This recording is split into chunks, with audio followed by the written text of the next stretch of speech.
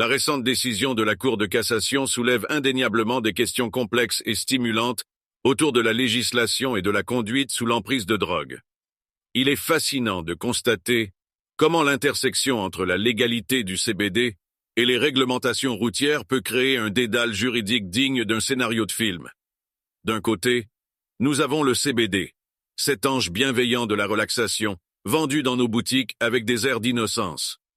De l'autre côté, il y a le test salivaire, cet intrus biologique qui peut transformer votre tranquille promenade en un interrogatoire sur les substances absorbées.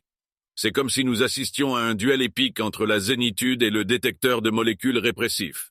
Certes, la décision de la Cour de cassation a été prise avec toute la rigueur juridique nécessaire, mais elle soulève des préoccupations légitimes quant à la cohérence du cadre juridique actuel. D'un point de vue pratique, il semble étonnant que le CBD, un produit dont la teneur en THC est strictement réglementée, puisse potentiellement entraîner des conséquences légales pour les conducteurs, malgré sa réputation de compagnon apaisant. Il est crucial de reconnaître que la législation doit évoluer en parallèle avec les avancées scientifiques et sociales. Alors que le CBD gagne en popularité en tant que remède naturel et qu'il trouve sa place dans les rayons des pharmacies, il est essentiel d'adopter des approches flexibles pour garantir une harmonisation cohérente des réglementations. Une question demeure.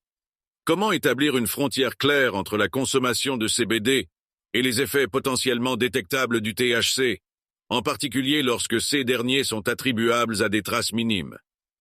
L'idée d'une série télévisée de science-fiction intitulée CBD Wars, The Battle of Traceable Molecules, pourrait ne pas être si éloignée de la réalité.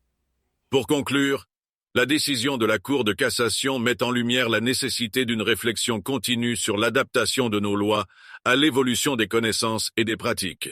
En attendant, les conducteurs français peuvent peut-être envisager d'ajouter CBD sur la liste des acronymes redoutés au volant, aux côtés de GPS, ABS et RIP, pour Rest in Parking.